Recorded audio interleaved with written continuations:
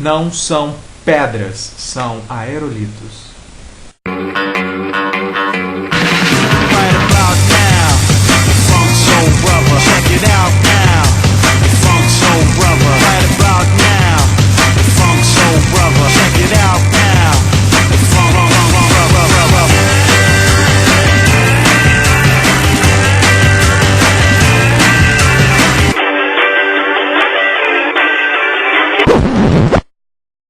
Desde o início dos tempos, o ser humano vem se desenvolvendo, e consigo as suas culturas e religiões.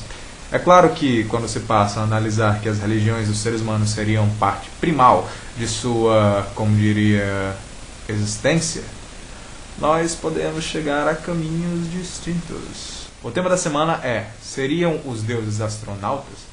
Eu, particularmente, acredito que sim. Pode-se acreditar que muitas vezes acontecimentos que se dariam por mitologia seriam coisas reais, porém fantásticas demais para nossa mente moderna acreditar. Primeiro vieram os astecas, ou maias, ou chichinecas. Os povos da América do Sul em si tiveram um contato, de certa forma, até bem pessoal com esses deuses. Basicamente, eles tinham um deus comum chamado Kukulkan. Kukulkan era um deus albino, de cabelos loiros e olhos claros. Este prometeu um dia voltar para levar o seu povo de volta ao céu. De certa forma, segundo o livro, o lugar onde os deuses se sentiam mais em casa eram nas montanhas do México. Se bem que se os deuses iam para o México para se sentir em casa, eles não iam repousar nas montanhas. Eles iam para o Spring Break. E se você não entender a piada, clica aqui que você vai entender. Nós podemos também comprovar uma coisa parecida nos escritos de Mahabharata, que tem uma influência muito forte no povo hindu até hoje. Esses versos ainda não foram completamente traduzidos, mas em suas partes traduzidas, eles contam trechos sobre povos que vieram dos céus e levaram partes de seus habitantes para conhecer as cidades das nuvens. Por incrível que pareça, existem relatos parecidos no cristianismo. As ilustrações dos anjos aparentavam como uma coisa meio que estranha.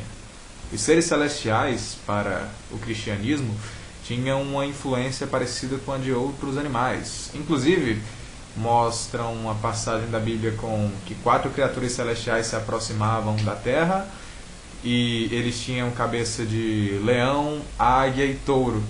Capacetes espaciais com certas diferenças poderiam aparentar essas criaturas. Inclusive a criação da Arca da Aliança, que aparentemente seria a comunicação entre Deus e o homem.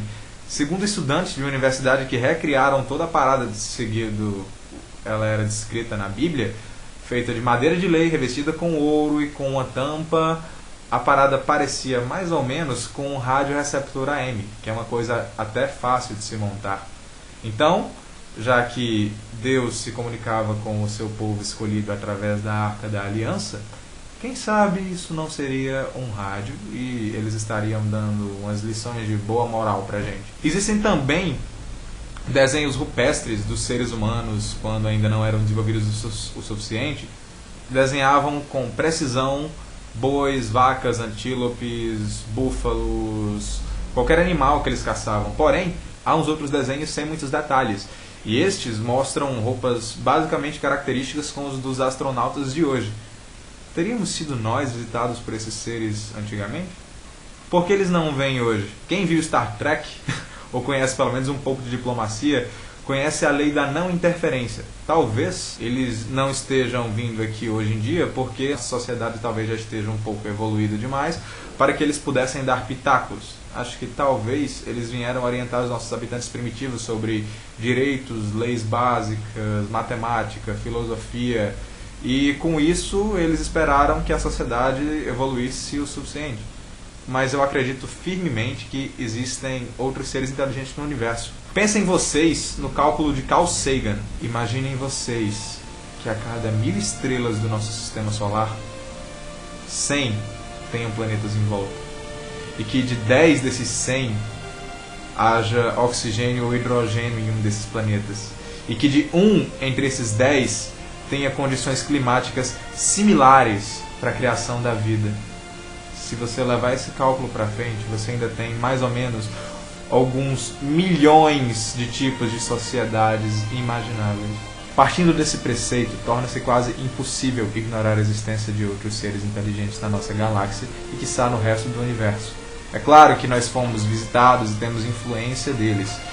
Porém, para vocês que não acreditam em tantas provas, eu tenho um exemplo bastante característico. A cidade de Sodoma e Gomorra foi destruída aparentemente por Jeová, Javé ou Iavé, coisa de teólogo chato, né? Por fogo vindo do céu. Aparentemente, sobre o olhar moderno, um risco de fogo que vem do céu e destrói inteiramente a cidade é uma bomba atômica. Se não me engano, os anjos da Anunciação falaram que Ló ou Jó, não me lembro bem o nome do cara, pegasse sua família e fosse para as montanhas. Hoje em dia nós sabemos que as montanhas são ótimos lugares para se esconderem de locais onde há muita radiação.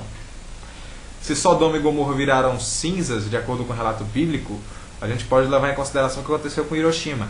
Do mesmo jeito que nós fomos capazes de evoluir e chegar a tal estágio, outras civilizações conseguiriam alcançar. E pense bem, se o ser humano chegasse em outros planetas onde houvessem criaturas primitivas, eles seriam recebidos como inimigos ou como deuses? Eu acho muito mais lógico acreditar em pessoas que vieram de outros planetas e nos ajudaram a evoluir do que um velhinho barbudo que soprou o barro, criou pessoas e criou a porra da Terra em 7 dias. Eu acho que eu fico por aqui. Esperem os outros blogueiros. Afinal, esse foi um tema um pouco mais polêmico do que eu imaginei. De certa forma, não é tão simples analisar esse tipo de coisa, mas pelo menos ao meu ponto de vista eu acredito. Não sei vocês. Acho que cabe a todo mundo pesquisar um pouco e abrir os olhos para perceber que a verdade não é exatamente o que as pessoas pensam que é. Tchau.